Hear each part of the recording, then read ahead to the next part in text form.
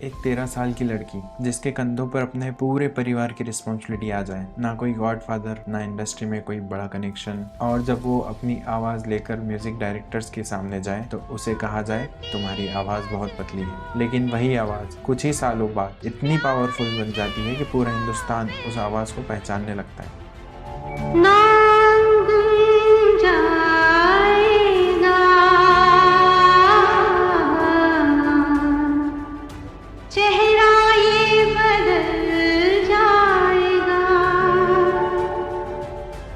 एक ऐसी आवाज़ जो मधुबाला के लिए मोहब्बत बनकर आई, मीना कुमारी के लिए दर्द बन गई, देश के लिए पैट्रियोटिज्म बन गई और करोड़ों इंडियंस के लिए एक इमोशन बन गई। नाम था लता मंगेशकर। लेकिन लता मंगेशकर बनना सिर्फ टैलेंट की कहानी नहीं थी, ये कहानी थी लॉस, स्ट्रगल, डिसिप्लिन, सेक्रीफाइसेस और अनबिलीवेबल डिटर्मिनेशन की। तो आखिर एक छोटी सी लड़की इंडिया की इतनी बड़ी वॉइस कैसे बन गई? 28 सितंबर 1929 इंदौर के एक म्यूजिकल फैमिली में एक लड़की का जन्म हुआ, हेमा, बाद में जिसे दुनिया लता मंगेशकर के नाम से जानने लगी। उनके फादर मास्टर दीनानाथ मंगेशकर एक क्लासिकल सिंगर और थिएटर आर्टिस्ट थे। घर में म्यूजिक सिर्फ एंटरटेनमेंट नहीं था, म्यूजिक ही लाइफ थी। लता ने बहुत छोटी सी एज में अपने फादर से क्लासिकल म्यूजिक सीखा और शुरू कर दिया था।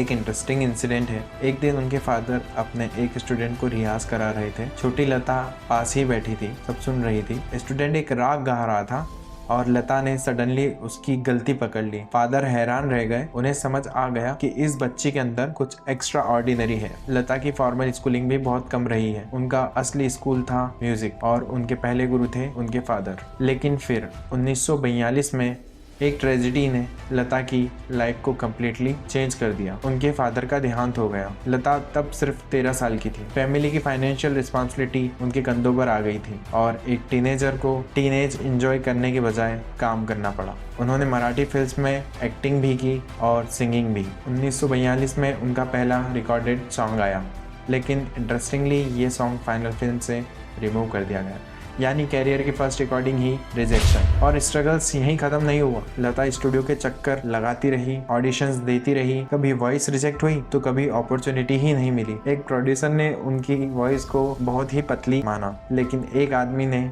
इस आवाज में वो चीज देखी जो बाकी लोगों ने नहीं देखी या वो नहीं देख पाए। म्यूजिक कंपोजर गुलाम हैदर, उन्होंने लता पर बिलीव किया और उन्हें प्लेबैक सिंगिंग की दुनिया में पुश किया। 1948 में मजबूर के सॉन्ग ने लता की आवाज़ को नोटिस करवाना शुरू किया, लेकिन रियल ब्रेक थ्रू अभी बाकी था।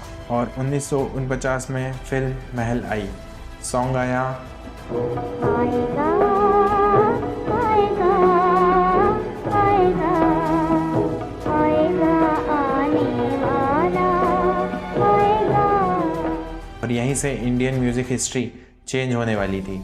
उस वक्त लता सिर्फ 20 साल की थी। सॉन्ग की रिकॉर्डिंग भी इजी नहीं थी, टेक्नोलॉजी आज जैसी नहीं थी। लेकिन जब सॉन्ग रिलीज हुआ, इंडिया ने एक नई आवाज़ सुनी। रेडियो स्टेशंस और रिकॉर्ड कंपनीज को कॉल और लेटर्स आने लगे, ये आवाज़ किसकी है? 1950s से लेकर अगले कई शतकों तक लता मंगेशकर की आवाज़ हिंदी सिनेमा की हीरोइंस की आवाज़ बन गई। मधुबाला, मीना कुमारी, नरगिस, वैजयंतीमाला, वहीदा रहमान, शर्मिला टैगोर और फिर जनरेशन बढ़ती गई। लेकिन लता की वॉइस और जनरेशन के साथ चलती रही। प्यार किया तो डरना क्या, अजीब दास्तान है ये, अल्लाह तेरो नाम, पिया तो से नैना लागे रे, और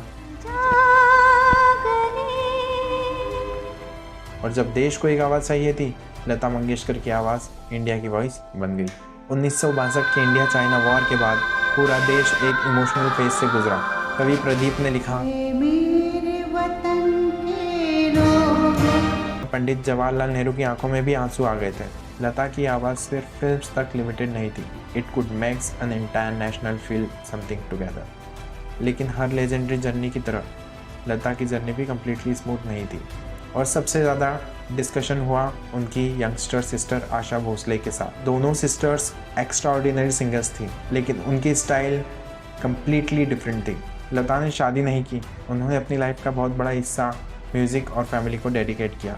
डिकेड्स ऑफ डेडिकेशन के बाद लता मंगेशकर को वो रिकग्नाइजेशन मिला जिसका स्केल शायद किसी सिंगर ने इमेजिन भी नहीं किया था। Padma Bhushan, Padma Vibhushan, Dada Saheb Phalke award, multiple national film award, पार्श्व गायिका लता मंगेशकर को कल भारत रत्न से सम्मानित किया गया।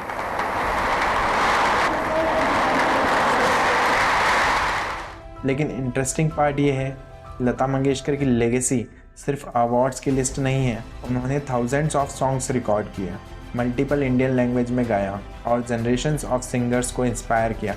उनकी वॉइस ने इंडियन सिनेमा के साउंड को ही रीडिफाइन कर दिया। 6 फरवरी 2022 मुंबई में लता मंगेशकर ने दुनिया को अलविदा कह दिया। एक आवाज़ जो डिकेड्स तक इंडिया के साथ चलती रही, खामोश हो गई। लता मंगेशकर सिर्फ भारत की एक लेजेंडरी सिंगर नहीं थी, वो एक इमोशन थी। एक जनरेशन की नहीं, जनरेशन्स की थी। और शायद इसीलिए उनकी आवाज़ में कहीं एक लाइन उनकी पूरी लाइफ को परफेक्ट समरी बनाती है।